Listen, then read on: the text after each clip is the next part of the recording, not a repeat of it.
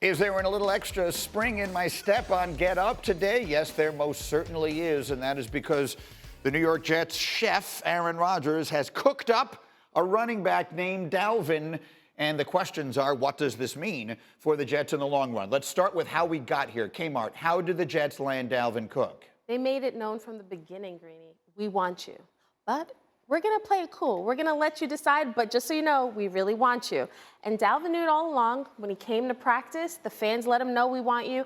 And they've always been in touch. Like Douglas and Cook's camp, GM Joe Douglas, they've been in touch the whole time.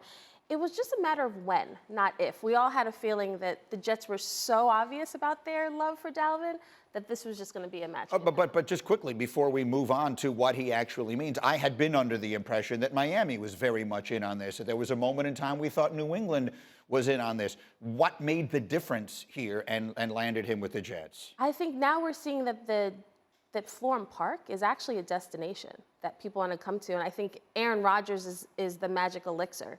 When Aaron Rodgers says, hey, bro, come join the winning team, you know, that's a big thing. Plus, he's getting the almost $9 million. And I think overall they just have a team that looks like it's a championship level team, despite all the O-line. Who am I thinking of?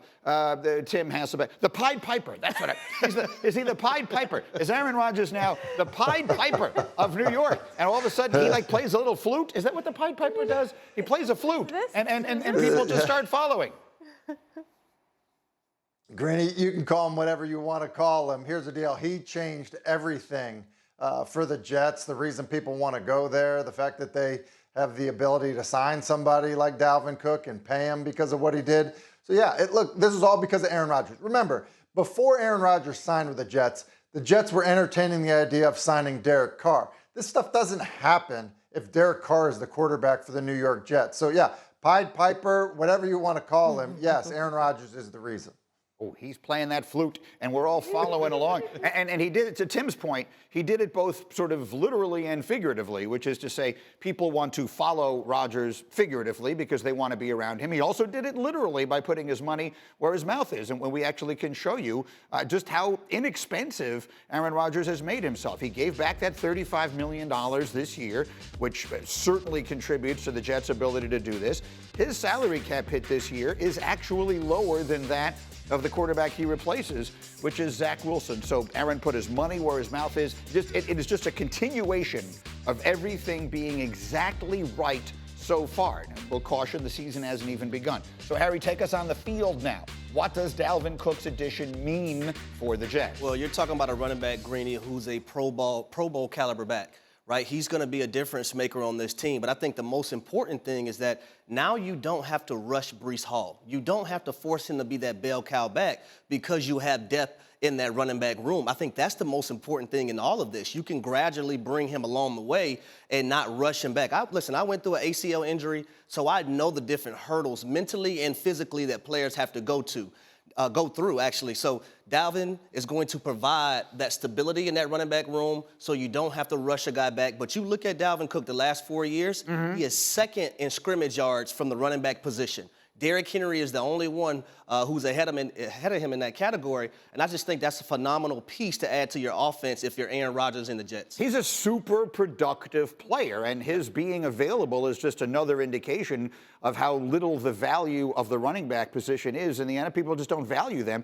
But the reality is this, Tim. Like, I had a bunch of my Jet fan friends texting me yesterday. Well, we've got him, and we got him. We got Michael Carter, and we've got Israel Abanikanda, as though this is a problem.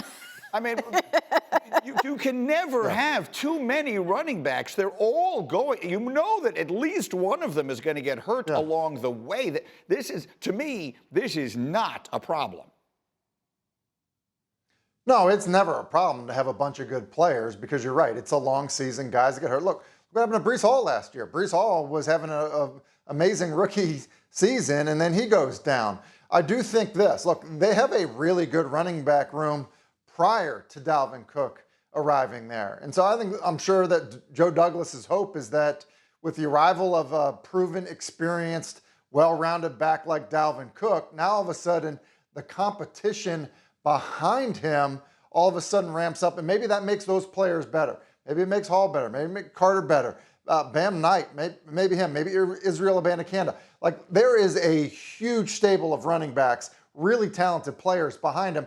That is not a bad thing. Look, I didn't think it was a need. That's how deep I thought that running back room was. But it certainly doesn't hurt, to add a player of Dalvin Cook's caliber. Exactly. So that's my point. Yeah. Sometimes having too many quarterbacks can actually be a problem, right? Because you got who can play, but the running backs, they can all play. Here's my only concern. I hope that Brees and the rest of the running backs see this as a positive, because even Michael Carter recently had said, we're good in our room. Dalvin's great, but we don't need him. And I think if they take a step back, particularly Brees, and understand that you're also a big winner here, because there's no pressure to start you. There's no pressure to force you out there. Dalvin, we're going to see Dalvin early. He still hasn't been cleared to practice just yet. I think he'll get on the practice field next week. But we're going to see Dalvin Cook a lot early. And as we know, Brees Hall, they are very high on Brees Hall. He's a home run hitter that they were excited about last year. So then we're going to see Brees Hall and Dalvin, that tandem. But I think Brees is going to get more time later. This is a good thing, an abundance of riches. There is no loser in any of this. And don't forget, you can watch Get Up every weekday morning on ESPN between 8 and 10 a.m. Eastern. And stay tuned for more exclusive Get Up content on YouTube as well.